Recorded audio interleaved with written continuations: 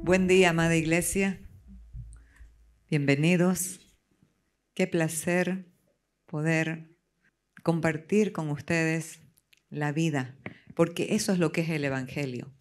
Vida, la vida.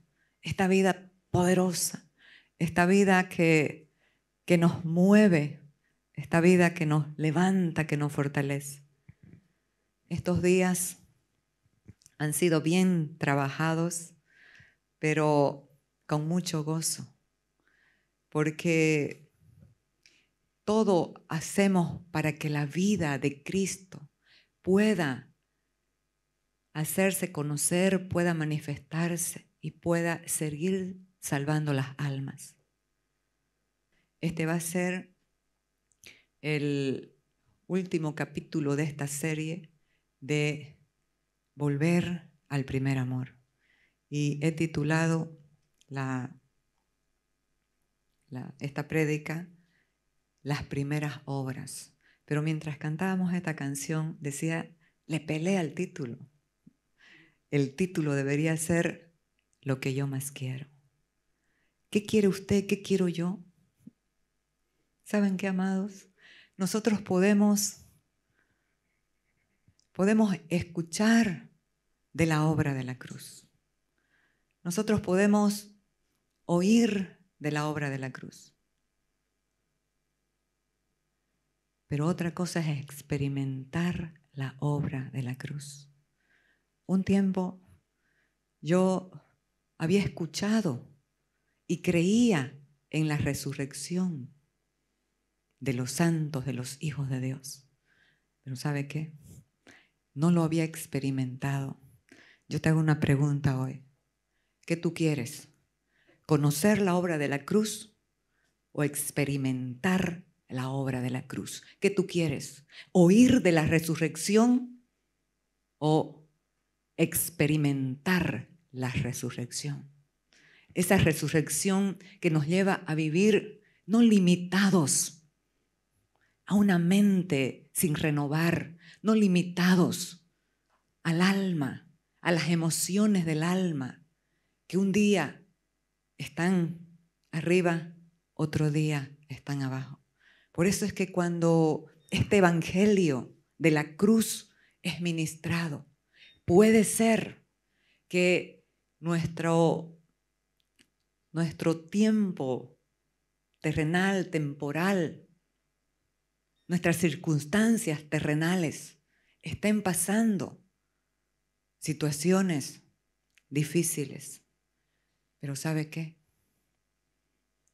Nada hay mayor a la vida que portamos. Todo lo terrenal que pasamos no es mayor a la vida de Cristo en nosotros. La vida de Cristo en nosotros es gloriosa, es maravillosa. Ahora puedo entender por qué estos hombres que siguieron a Jesús, que aceptaron a Jesús en su corazón, por qué no solamente fueron sus testigos de todo lo que Él había hecho, no solo fueron sus testigos de todo lo que habían visto, de lo que habían oído. Estos se convirtieron en mártires. Nosotros aquí, que no tenemos tanto frío, pero a veces baja un poquito la temperatura, ya no venimos. A veces tenemos otras invitaciones que se vuelven prioridades y ya no venimos. Amados, sé que este es el tiempo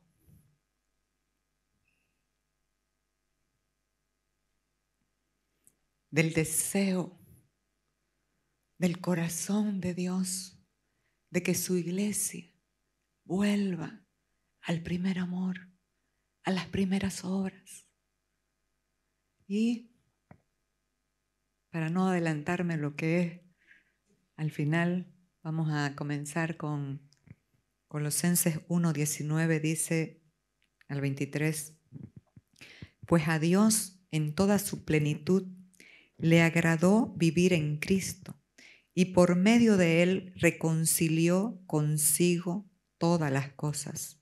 Hizo la paz con todo lo que existe en el cielo y en la tierra, por medio de la sangre de Cristo en la cruz.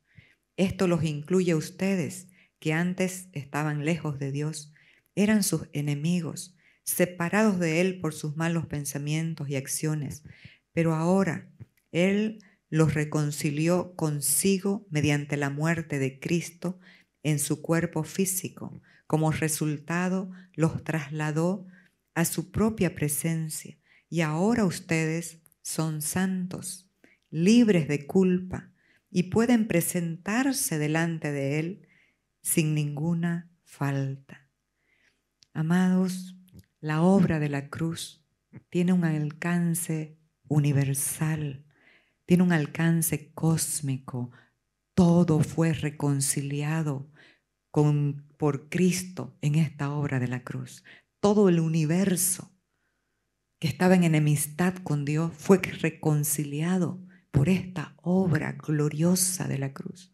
Usted y yo, por esa naturaleza vieja, adámica, que operaba a través de nuestra alma, de nuestros pensamientos, en contra de los designios de Dios, porque no se puede sujetar a los designios de Dios, porque no puede.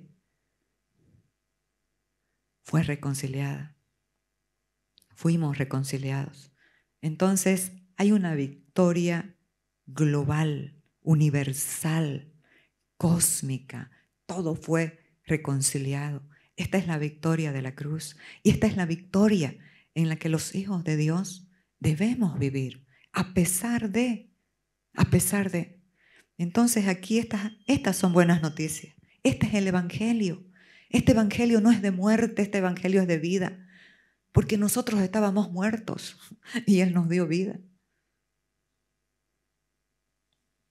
Entonces estas son excelentes noticias. Ahora somos santos, libres de culpa y podemos presentarnos delante de Él sin ninguna falta. Pero esos peros de Dios tan maravillosos que nos llevan a reflexionar son puntos importantes para parar un poquito, como dicen los salmos, Sela, para, descansa, observa, reflexiona, pero deben seguir creyendo esta verdad, pero deben seguir. Esto es continuo. Nuestra mente continuamente se va renovando al ser expuesta a esta realidad de Cristo Jesús el Señor. Pero deben seguir creyendo esa verdad y mantenerse firme en ella. Acá, esta firmeza que habla el apóstol Pablo es una firmeza en el espíritu, porque en el espíritu está esta realidad contenida. Pero esta firmeza debe trascender al alma, porque es ahí cuando por cualquier cosa nos podemos desviar o podemos manifestar algo que no se espera que los hijos de Dios manifiesten. Entonces, dice, mantenerse firme en ella, no se alejen de la seguridad que recibieron cuando oyeron la buena noticia. Amados, es que conocer esta realidad de Cristo trae seguridad. Cuando la gente anda insegura cuando no confía, cuando no ha creído, cuando no está confiando. ¿Sabe qué? Nosotros hoy podemos ver una generación que está en esa manera, que vive de esa manera, corriendo una carrera desenfrenada sin que nadie lo persiga, porque nadie de afuera puede hacer algo, sino es de los temores internos. Y esta carrera desenfrenada no paran, están porque el temor opera una ansiedad que nadie la puede quitar. Y la gente piensa que haciendo más cosas, eso va a pasar. pero no es así. Cuánto bien nos hace creer, confiar y descansar. ¿Sabe qué? El que confía, descansa. El que confía, descansa. El que confía se abandona, porque sabe en quién está contenido. Sabe que alguien mayor, más fuerte, poderoso, está en control.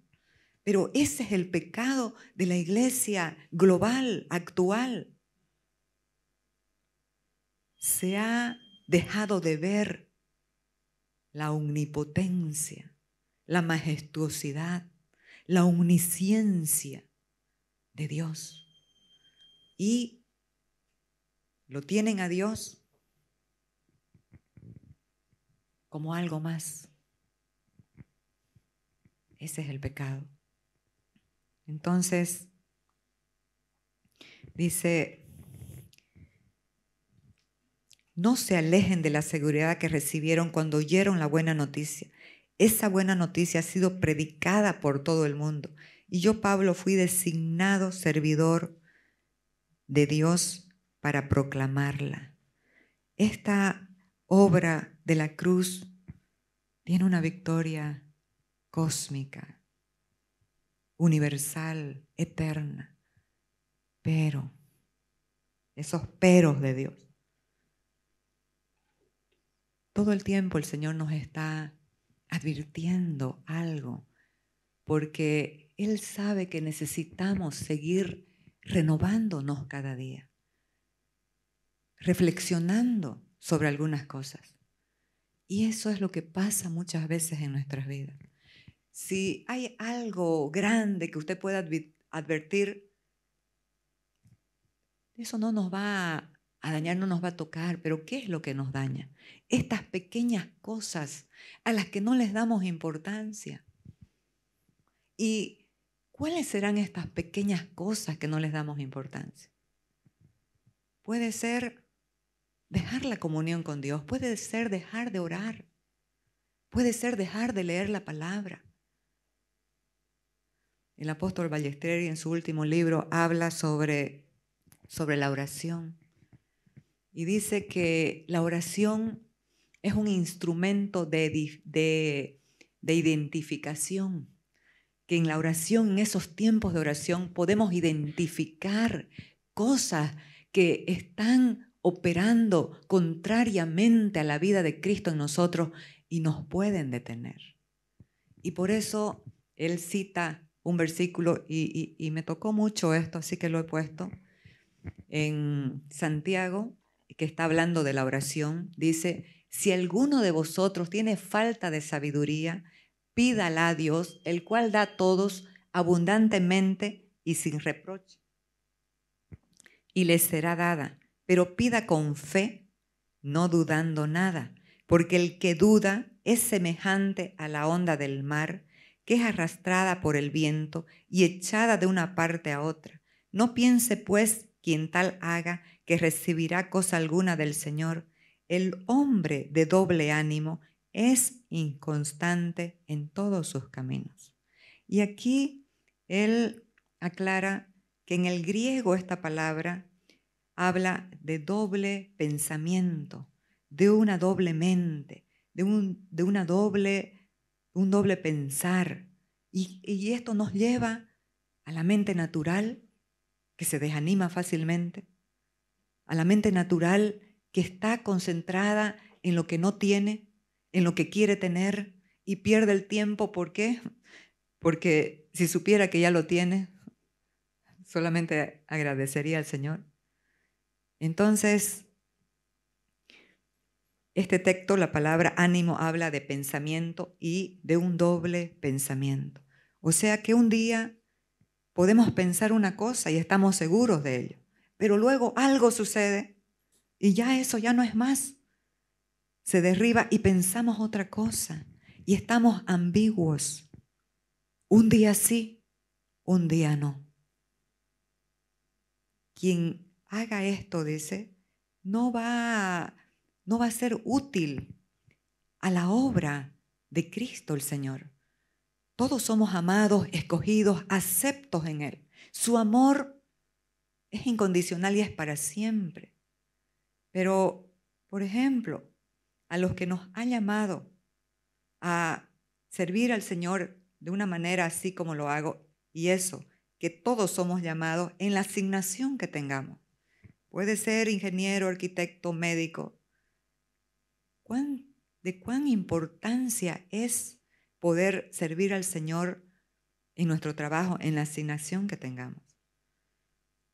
Pero si yo, por ejemplo, soy de doble ánimo, alguna situación me pasó y por eso ya me decaigo y por eso ya no creo y por eso ya me molesto y por eso ya me enojo, es porque todavía mi mente no ha sido renovada a entender que a los que aman a Dios, todas las cosas les ayudan a bien. Y esto es a los que conforme a su propósito son llamados. Entonces, pero esto lo busqué también en Santiago 1:8, en la Nueva Traducción, porque aquí nos aclara un poquito más y dice, esas personas no deberían esperar nada del Señor. Su lealtad está dividida entre Dios y el mundo. La mente natural, ¿en qué se concentra? En las cosas del sistema de este mundo. Pero la mente de Cristo, esa mente de gobierno y de autoridad, se concentra en una realidad, en una verdad que es absoluta, irrefutable, imbatible. Si Dios dice, así es.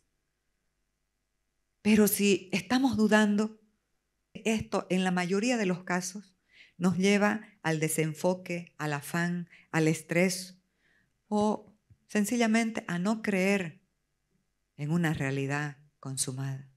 Cuando Cristo estaba por entregar su vida en la cruz, dijo, consumado es. Esa es una palabra extraordinaria. Por eso es que no solamente la resurrección es tan poderosa, la muerte es tan poderosa de Cristo, porque sin muerte no hay resurrección.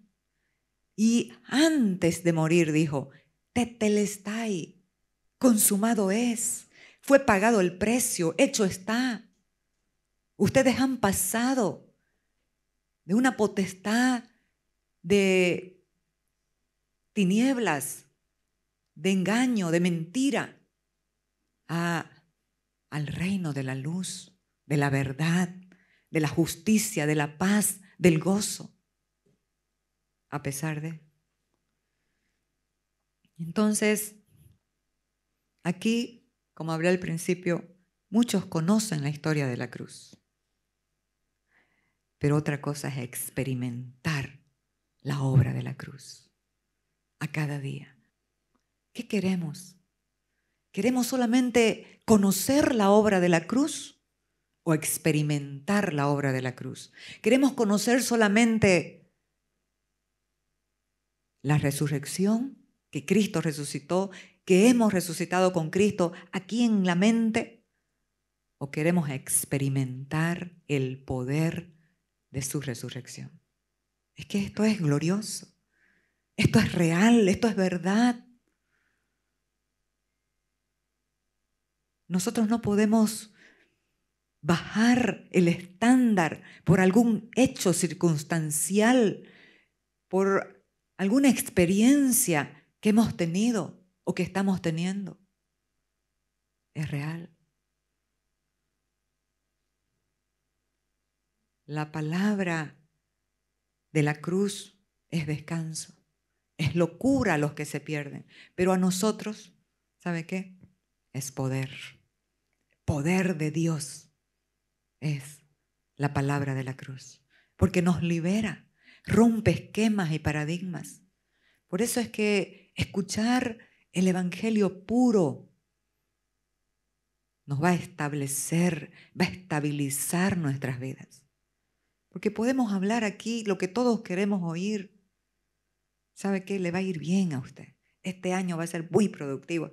¿Sabe qué, amados? Si le digo eso, estoy desactualizado con la cruz. Porque le estoy diciendo, le va a ir bien a usted. ¿Usted ha escuchado que dice la gente, lo mejor está por venir? Refuto y digo, no es cierto. Porque si yo le digo a usted, lo mejor está por venir, o le va a ir bien a usted en este año, estoy hablando en futuro. Pero esta obra de la cruz ya es pasada. Ya se hizo, ya Él lo hizo. Yo no le puedo decir le va a ir bien. ¿Sabe por qué? Porque ya le fue bien. Ya le fue bien en Cristo.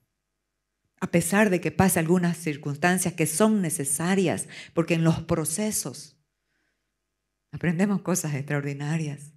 En primer lugar, a depender del Espíritu Santo, a saber que nada más hay fuera de Él, fuera de Cristo.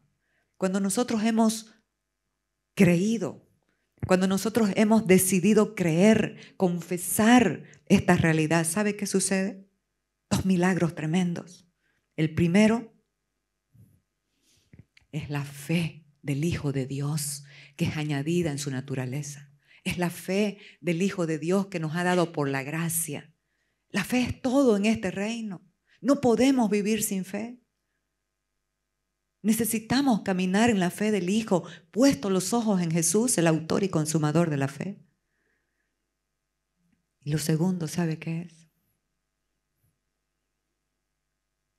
La resurrección de nuestro espíritu, la vida eterna y la salvación de nuestra alma. ¿Por qué pongo de tercero la salvación de nuestra alma? Porque está en proceso. La salvación de nuestra alma está en proceso y eso tiene que ver con usted y conmigo. Tiene que ver con la decisión que nosotros tomamos a cada día. A cada día yo a qué le doy prioridad. ¿En qué invierto mi tiempo cada día? ¿En lo urgente o en lo temporal? Esto es espectacular, es glorioso. ¿Saben qué? Nosotros podemos asombrarnos por los milagros, pero los milagros son el pan de cada día del reino de Dios. Es verdad. Hay cosas que deseara contar, pero el tiempo. Entonces, aquí, si nosotros entendemos que hemos sido resucitados con Cristo, que este es un evangelio de vida y no de muerte, ¿por qué estamos tristes? ¿Por qué nos abatimos? El rey David le preguntaba a su alma, ¿por qué te abates, oh alma mía? ¿Y por qué te turbas dentro de mí? ¿Y sabe cuál era la respuesta de Dios a su espíritu? Espera en Dios. Espera en Dios. ¿En quién va a esperar usted? Si espera en usted mismo, estamos en el horno, amados. Porque esa es la carrera desenfrenada. Sin lugar a parar, sin lugar a detenerse y reflexionar. Espera en Dios, porque aún es de alabarle. Porque le vamos a alabar a cada día. Job dijo, ¿solamente vamos a alabar y vamos a agradecer a Dios cuando todo está bien? Los maduros entienden que cuando todo no está bien, están pasando a otra dimensión, a otro nivel, porque esto de Cristo, ¿sabe qué es? Este reino glorioso, esta obra de la cruz nos establece en un plano legal, eterno, en este plano legal, consumado y eterno. Cuando Él dijo, consumado es glorioso. Pero esa palabra legalizó para que usted y yo pueda reclamar lo que le pertenece, lo que es de usted. Un plano eterno, consumado y legal. Entonces, Efesios 2 dice, pero Dios, que es rico en misericordia por su gran amor con que nos amó, aun estando nosotros muertos en pecado, nos dio vida juntamente con Cristo. Por gracia sois salvos, y juntamente con Él nos resucitó, y asimismo nos hizo sentar en lugares celestiales con Cristo Jesús el Señor. Esto es una realidad, pero ¿qué opera el doble ánimo? Nos desenfoca y nos lleva a nuestra propia posibilidad. ¿Qué puedo hacer yo en este caso? Y dejamos la majestuosidad, la omnipotencia, la omnisciencia de Dios que está disponible para todo aquel que cree. Atrévase a creer en las promesas atrevidas de Dios, porque no lo dijo en un lugar oscuro de la tierra. No dijo a la descendencia de Jacob: en vano me buscan ustedes. ¿Sabe qué? No es en vano. Una oración en las madrugadas, una oración al mediodía, una oración en cualquier horario, no es en vano. Es poderoso. Hay poder en su vida. La vida de Cristo es poder. Si entendiéramos lo que portamos. No sé si lo conté pero igual lo voy a contar. Un día estaba con un dolor de mi ojo muy fuerte. No me pasaba así con nada. Y lista, uno está para tomar algo, pero elegí lo mejor, orar.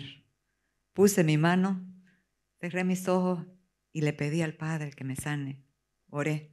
¿Y sabe qué pasó? Tuve una visión. Vi ese nuevo hombre que Dios ha dicho que tenemos.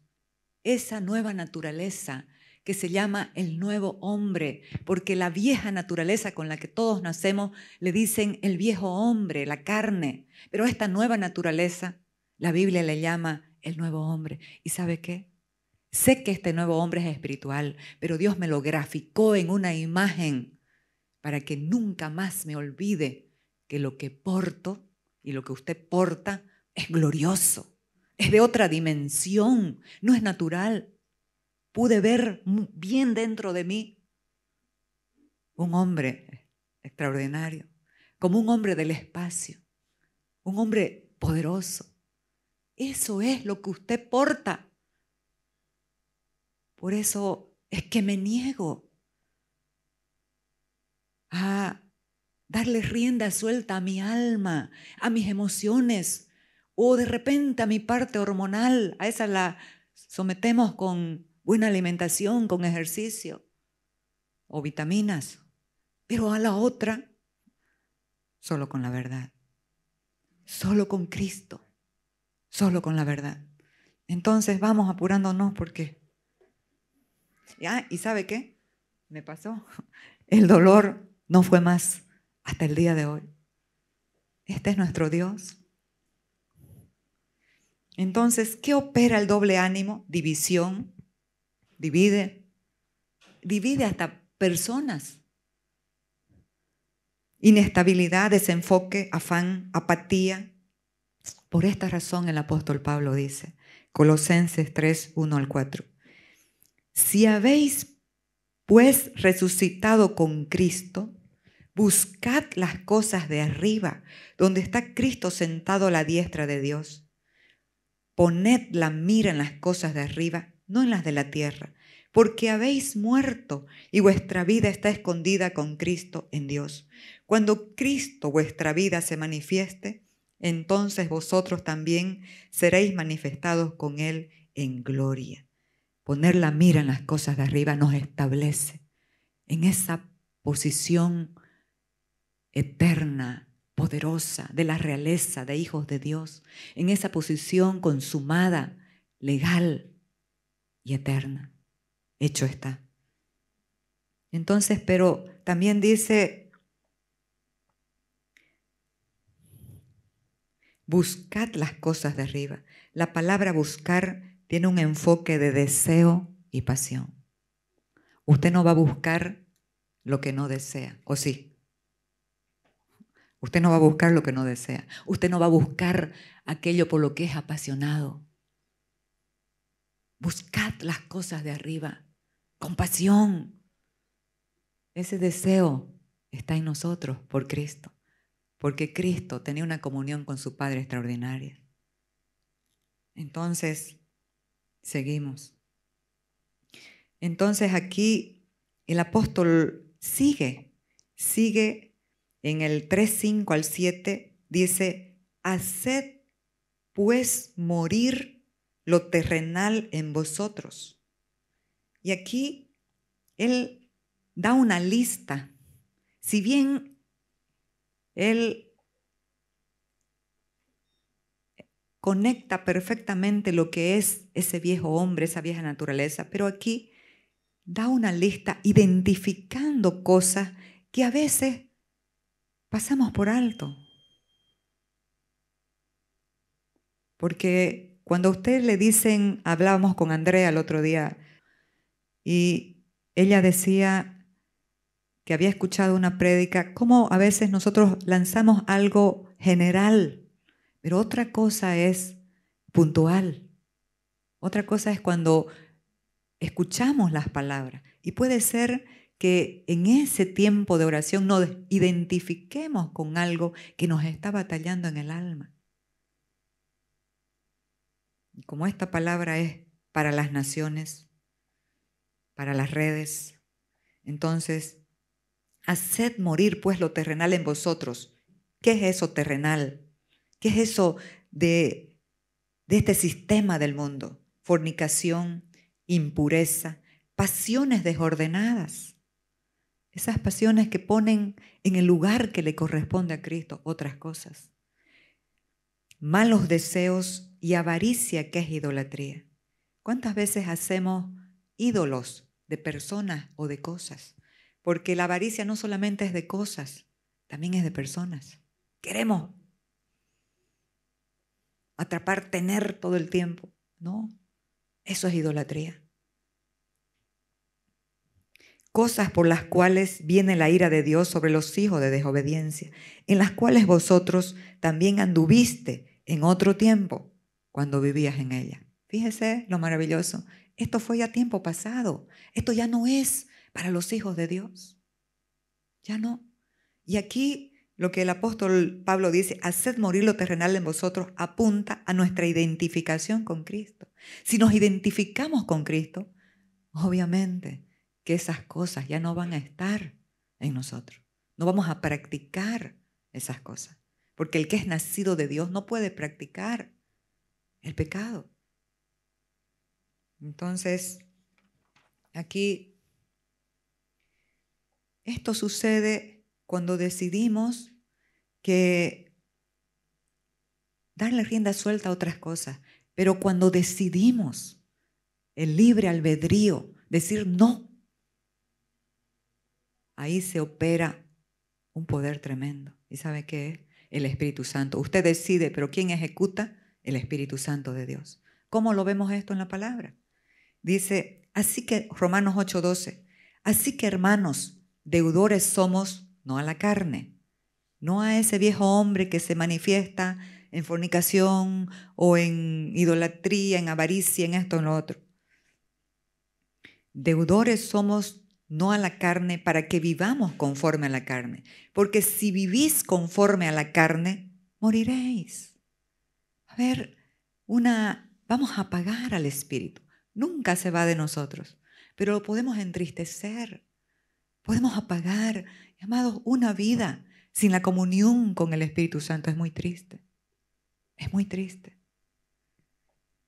Mas si por el Espíritu hacéis morir las obras de la carne, viviréis. Entonces, ¿quién ejecuta?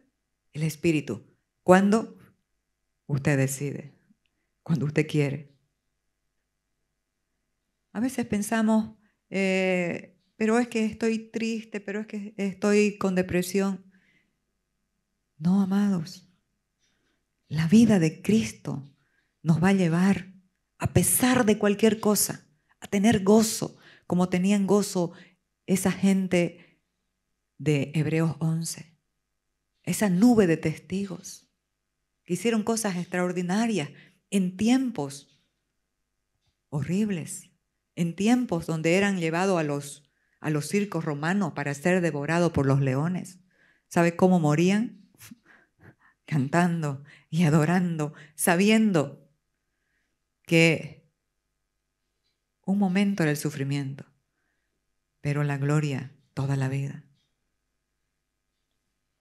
Y entonces, esto lo podemos nosotros lo podemos devaluar y podemos decir, pero ¿será que es así que el Espíritu? ¿Será que entristecemos al Espíritu? ¿Será que al Espíritu le importa tanto? Podemos devaluarlo. Pero el Señor Jesucristo nos los aclara.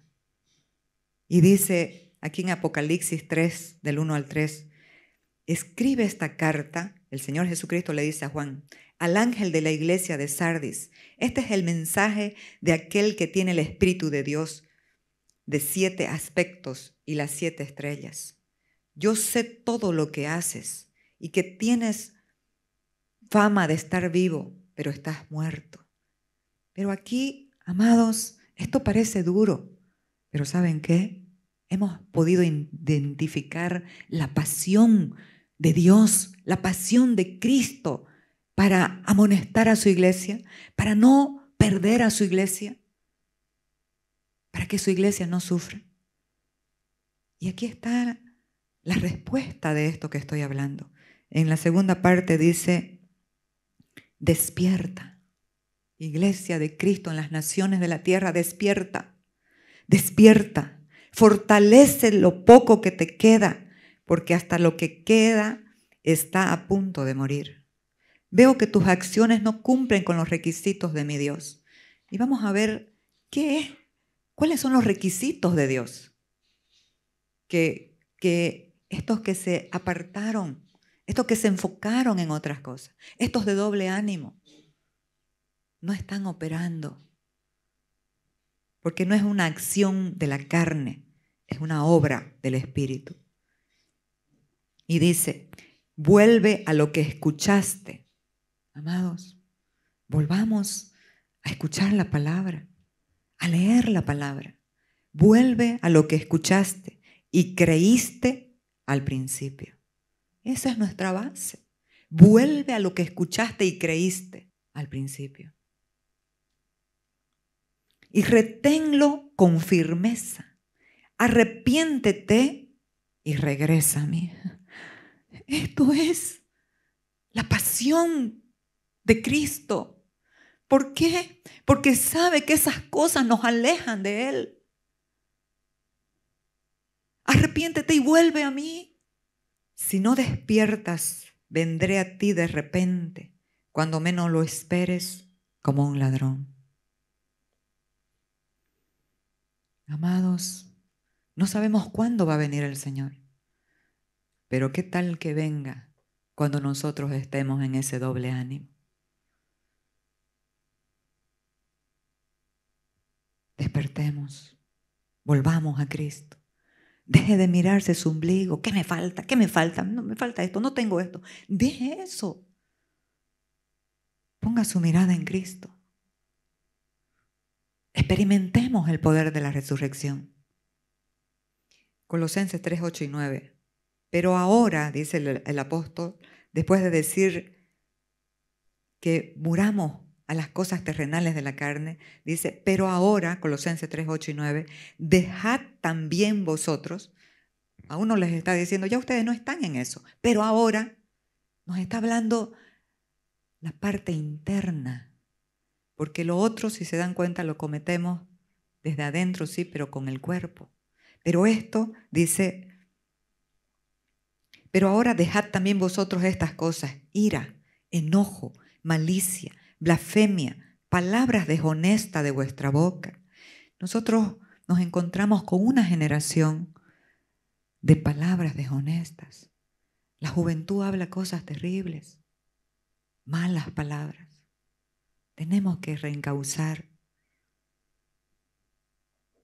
No mintáis los unos a los otros, habiéndoos despojado de quién, aquí aunque enumera, pero identifica el viejo hombre, habiéndoos despojado del viejo hombre, con sus hechos. Aquí establece e identifica perfectamente cómo se expresa el viejo hombre en cada área de nuestras vidas. Si nos damos cuenta, cada uno de estos pecados son cometidos por lo que decimos. Por lo que decimos. Y eso se convierte, las palabras se convierten en acciones. Entonces el apóstol Pablo nos llama a manifestar la obediencia desde la naturaleza que portamos, es decir, una obediencia más profunda. Él nos dice que refrenemos la lengua. Y aquí nos vamos al 10. Y revestíos, esta es la clave, del nuevo hombre, el cual conforme a la imagen del que lo creó, se va renovando hasta el conocimiento pleno. Esto es continuo, esto es todo el tiempo. Se va renovando nuestra mente a una verdad absoluta, una verdad irrefutable, inamovible. Nadie te puede sacar de esa realidad. Nadie. Habrán situaciones. Estaba acordándome que escuché hace años un testimonio de una mujer que en un programa radial cristiano, la gente podía decir sus situaciones para que oren, peticiones de oración. Y ella dijo, necesito alimentos, estoy sin trabajo y necesito un mercado, necesito alimentos. Por favor, oren para que Dios me provea trabajo, para que Dios me provea alimentos. Y sucede que un satanista estaba escuchando esa radio y le manda a su empleado y le dice, vamos a humillar a esta cristianita. Le vas a comprar lo mejor del supermercado, todo le vas a comprar. Y cuando se lo entregues, le vas a decir de parte del diablo. ¿Sabe qué? La gente enfocada, la gente que sabe quién es su Dios.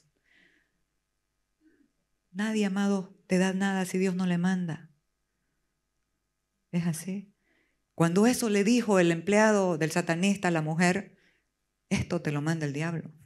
Y ella le dijo, muchas gracias. Hasta el diablo obedece cuando Dios manda. ¿Sí o no? Hasta el diablo obedece cuando Dios manda. Así que, ¿de qué se preocupa usted? Si su padre es Dios.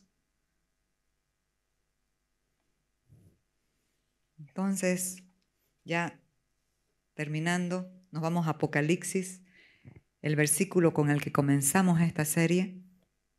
Apocalipsis 2 dice, yo conozco tus obras y tu arduo trabajo y paciencia, y que no puedes soportar a los malos, y has probado a los que se dicen ser apóstoles y no lo son, y los has hallado mentirosos, y has sufrido, y has tenido paciencia, y has trabajado arduamente por amor de mi nombre, y no has desmayado. Pero, otro pero de Cristo, pero tengo contra ti que has dejado tu primer amor. Recuerda, por tanto, de dónde has caído. Oiga, amar a Cristo es un sitial muy alto. Recuerda, por tanto, de dónde has caído. Caminar en amor, amados, es otra dimensión. Cualquiera camina en la carne, en las obras. ¿Podemos hacer obras sin amor? Sí. Hay muchos altruistas que hacen obras sin amor.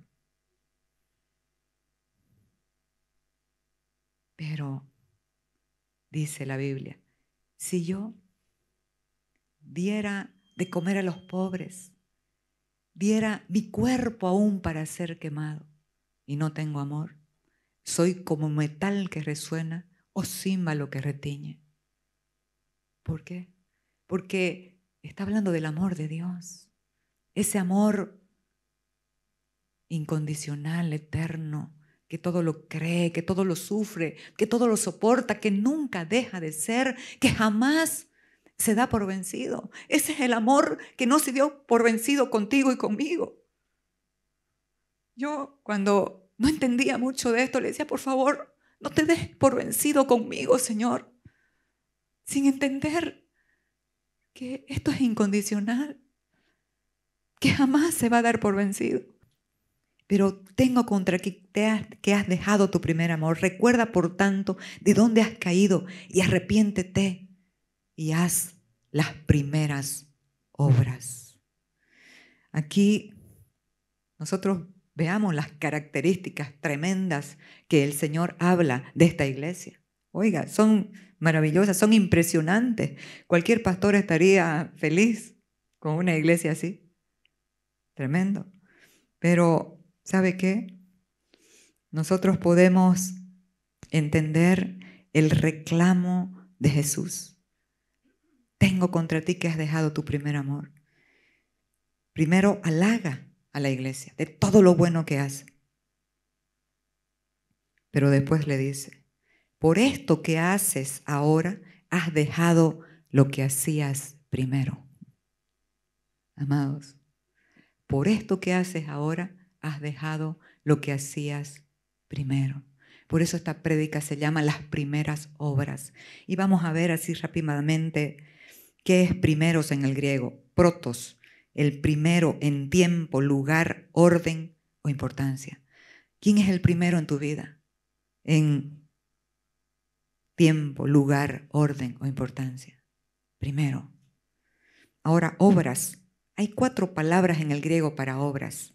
Una es ergón, que es el trabajo como un esfuerzo u ocupación, una tarea. Ergón es un acto. Obras, praxis, práctica, es decir, un acto, un modo de actuar. Entonces, praxis es una función. Energía, funcionamiento, trabajando, activo, operatorio. Entonces, aquí ya en el castellano, energía, activo. Pero hay otra palabra para obras, y esta me gustó. Obra, pragma, lo que ya se hizo. ¿Dónde debemos enfocarnos? En lo que ya Cristo hizo. Y lo primero es ¿qué? Es volver a amarlo, conocerlo, darle lo primero, toda la atención. Y cierro con esto. Mientras terminaba hoy esta parte, escuché una voz. Porque yo le decía, Señor, ¿cuáles son las primeras obras? Sabemos que cuando estamos tan enamorados queremos tener una conversación con Dios, que de ida y vuelta, no solo hablar, de que Él nos responda, leer su palabra, estar con los hermanos congregándonos.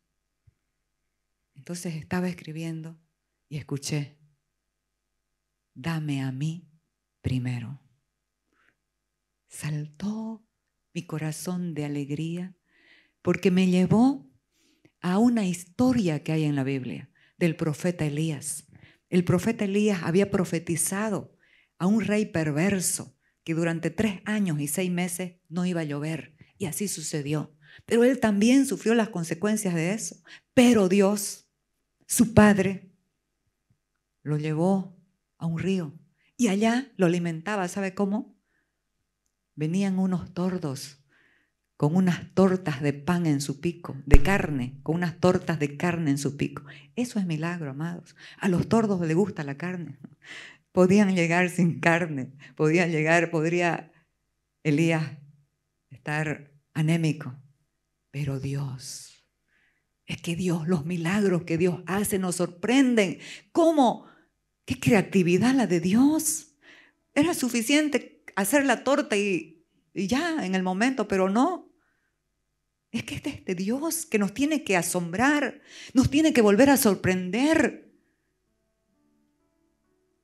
Mandaba las tortas con unos cuervos y los sustentaba. Y él tomaba agua del río. Pero el río se secó porque Dios lo estaba llevando a Elías a otra dimensión, a entender otras cosas. Y también cuando algo pasa con nuestras vidas, nos está llevando no solamente para el bien a nosotros, sino para otros. ¿Sabe qué dice el Salmo 50? Si yo tuviera hambre, no te lo pediría a ti, no te lo diría a ti, porque mío es todas las bestias del campo, mío son todas las cabras monteses, todo lo que hay en los montes me pertenece. Yo no quiero tus cabras, tus sacrificios. Sacrifica a Dios alabanza. Quiere adoración. Quiere adoración. ¿Y sabe qué pasó? Dios le habló a Elías y le dijo: vas a ir a Sarepta de Sidón. Allá hay una viuda pobre. O sea, es que se me rompe la cabeza entender lo que Dios hace, cómo Dios lo hace. ¿Por qué no le pidió a un ricachón de esos que lo alimente a Elías? Pero tenía que ser a una viuda pobre. Este Dios es maravilloso, nos asombra. Vamos a leer, por favor. Primera de Reyes 17. Levántate, vete a Sarepta de Sidón y mora allí. He aquí, yo he dado orden allí a una mujer viuda que te sustente.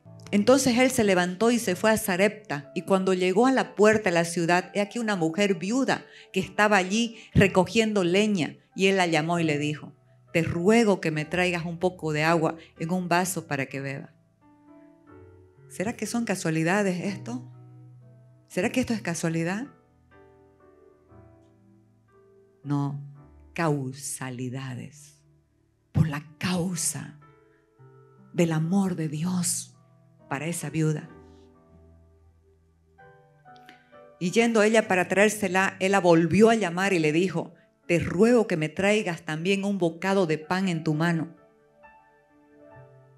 Y ella respondió: vive Jehová tu Dios, que no tengo pan cocido, solamente un puñado de harina tengo en la tinaja y un poco de aceite en una vasija.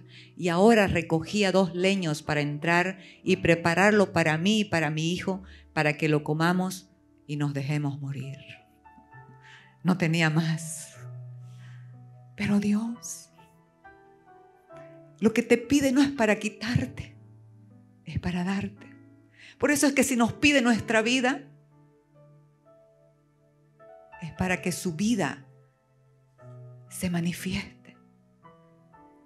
Pero ¿qué le dije? Esta fue la palabra que escuché en mi oído hoy, que me hizo llorar. ¿Qué le dijo Elías? Elías le dijo: no tengas temor. Ve, haz como has dicho, pero de Dios, pero hazme a mí primero. Esa fue la palabra que escuché, amados. Esas son las primeras obras. No estoy hablando de cosas materiales, estoy hablando de prioridades. Pero hazme a mí primero, porque los profetas eran vistos como emisarios, como la voz de Dios en esos tiempos. Pero hazme a mí primero. ¿Qué te dice Dios en esta mañana?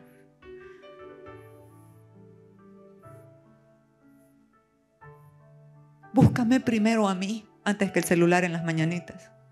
Búscame primero a mí. Dame a mí primero tus buenos días. O tus quejas, de repente, no lo sé. Pero dame a mí primero. Y mire, pero hazme a mí primero de ella una pequeña torta cocida debajo de la ceniza y tráemela. Y después harás para ti y para tus hijos o para tu hijo. Cuando Él es lo primero, ¿sabe qué? Jamás, lo digo por experiencia, jamás faltará. Por eso los que somos llamados a servir, pasamos estos procesos, ¿sabe para qué?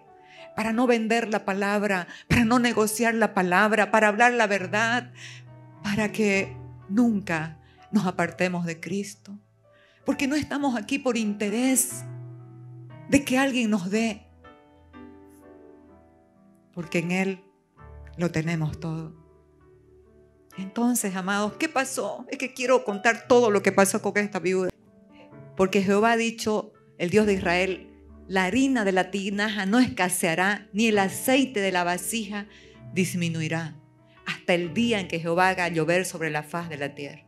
Aquí esto tiene una connotación tremenda, harina y aceite. Pero no tengo tiempo, pero es poderoso. Entonces ella fue e hizo como le dijo Elías, y comió él y ella y su casa. ¿Cuánto? Muchos días. ¿Pero qué pasó? El hijo de esta mujer se enfermó y murió. Oiga, ¿en qué rollo nos mete Dios? Y Elías le dijo, Señor, ¿qué te pasa? A esta mujer que me ha alimentado, todavía su hijo se muere. Pero es que Dios conoce lo que va a pasar antes. Ya eso iba a pasar. Él es el Dios que conoce todas las cosas. Por eso es que nos tiene que asombrar su omnisciencia. Él lo sabe todo. Él sabía que ese joven, ese chico iba a morir. Y se adelantó. ¿Sabe para qué? Para activar en la mujer el dar, la generosidad, la prioridad. Para enseñarle a la mujer que primero es Dios. No estoy hablando, por favor, de dar, para que usted dé. Estoy hablando de prioridad. Si quiere dar, va a dar, sí, pero prioridad. Porque el chico iba a morir. ¿Y qué hizo Elías? Se puso sobre el chico, oró y volvió a la vida. Amados, esto tiene una connotación para nuestros hijos. Hay una generación de jóvenes que están en otra y que necesitan que sus padres busquen a Dios primero, le den a Dios primero para que sus hijos no mueran, sean resucitados espiritualmente. ¿Y sabe qué hizo Elías? Se lo devolvió a su madre, porque Dios no se quiere quedar con nada tuyo. Lo quiere liberar, salvar, resucitar para devolvértelo. Ese es nuestro Dios.